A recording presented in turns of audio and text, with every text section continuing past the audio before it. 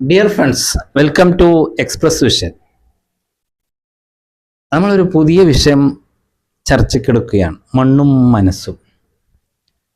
ഇതൊരു തുടരുന്ന ഒരു പരിപാടിയാണ്.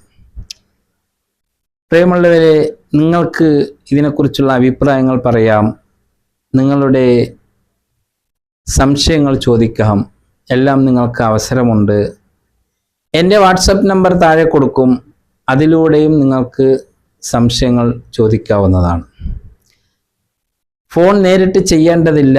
കൗൺസിലിംഗ് ആവശ്യമുള്ളവർ നേരിട്ട് വിളിക്കാവുന്നതാണ്. അല്ലാത്തവർ സംശയം ചോദിക്കാനാണെങ്കിൽ വാട്സപ്പിൽ ചോദിച്ചാൽ മതി. തീർച്ചയായും സമയത്തിനനുസരിച്ച് മറുപടി തരാം. വിഷയത്തിലേക്ക് കടക്കട്ടെ. മനുഷ്യൻ്റെ മനസ്സിനെ കുറിച്ചാണ് നമ്മളിവിടെ ചർച്ച ചെയ്യുന്നത്.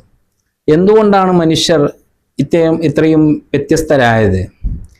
നമുക്ക് ചുറ്റുമുള്ള 800 കോടിയിലേറെ വരുന്ന മനുഷ്യർ ആകാരം കൊണ്ട് മാത്രമല്ല വ്യത്യസ്തർ, അവരുടെ സ്വഭാവ സവിശേഷതകൾ കൊണ്ടും വ്യത്യസ്തരാണ്. ഓരോരുത്തരും മറ്റൊരാളിൽ നിന്നും തികച്ചും എന്ന് പറയാൻ കഴിയില്ലെങ്കിലും വിഭിന്നമായ കാഴ്ചപ്പാടുകളും ശൈലികളും അല്ലെങ്കിൽ സ്വഭാവ വിശേഷതകളും പുലർത്തുന്നുണ്ട് എന്ന് നമുക്ക് പഠനം നടത്തുമ്പോൾ തിരിച്ചറിയാൻ കഴിയും. ഒരാളും ഒരാളെപ്പോലെയല്ല, എല്ലാവരും വ്യത്യസ്തരാണ്. അങ്ങനെയിരിക്കെ നമുക്ക് എങ്ങനെയാണ് മനസ്സിനെ കുറിച്ച് പഠിച്ച് ഒരു നിഗമനത്തിലെത്താൻ കഴിയുക? തീർച്ചയായും കഴിയില്ല. മനസ്സിനെ കുറിച്ച് നമ്മൾ ആഴത്തിൽ പഠിക്കുന്തോറും, അതിനറിയാൻ ശ്രമിക്കുന്തോറും അത് നമ്മളിൽ നിന്ന് വഴുതി മാറിക്കൊണ്ടേയിരിക്കും. എത്ര പഠിച്ചാലും തീരാത്ത വലിയൊരു പ്രപഞ്ചമാണ്, അല്ലെങ്കിൽ വലിയൊരു ലോകമാണ് മനസ്സെന്ന് നമ്മൾ തിരിച്ചറിയണം. അതുകൊണ്ട് തന്നെ നമുക്ക് മുമ്പിലുള്ള പല സംഘർഷങ്ങളുടെയും പ്രശ്നങ്ങളുടെയും ഹേതു എന്ന് പറയുന്നത് മനുഷ്യ മനസ്സുകൾ തന്നെയാണ്. അവർ സ്വീകരിക്കുന്ന കാഴ്ചപ്പാടുകൾ, അവർ സ്വീകരിക്കുന്ന നിലപാടുകളാണ് സമൂഹത്തിൽ ഗുണവും ദോഷവും ഉണ്ടാക്കുന്നതെന്ന് നമ്മൾ തിരിച്ചറിയാം. ലഹരിക്കടിമപ്പെട്ട ഒരാൾക്ക് 2 മക്കളുണ്ടായിരുന്നു. അതിൽ ഒരാൾ ലഹരിക്കടിമപ്പെട്ടു, മറ്റൊരാളാകട്ടെ ഈ ലഹരിക്കെതിരെ പ്രവർത്തിക്കുന്നതിൽ വിജയിക്കുകയും അദ്ദേഹം അവാർഡ് ജേതാവാകുകയും ചെയ്തു. സമൂഹത്തിലെ ആദരവും അഭിനന്ദനങ്ങളും ലഭിച്ചു. അദ്ദേഹത്തോട് ചോദിക്കപ്പെട്ടു, താങ്കൾ എന്തുകൊണ്ടാണ് ഈ മേഖലയിൽ ഇത്രയധികം പ്രവർത്തനങ്ങൾ കാഴ്ചവെക്കാനുണ്ടായത്? അദ്ദേഹം പറഞ്ഞു, അതിൻ്റെ കാരണം എൻ്റെ പിതാവ് തന്നെയാണ്.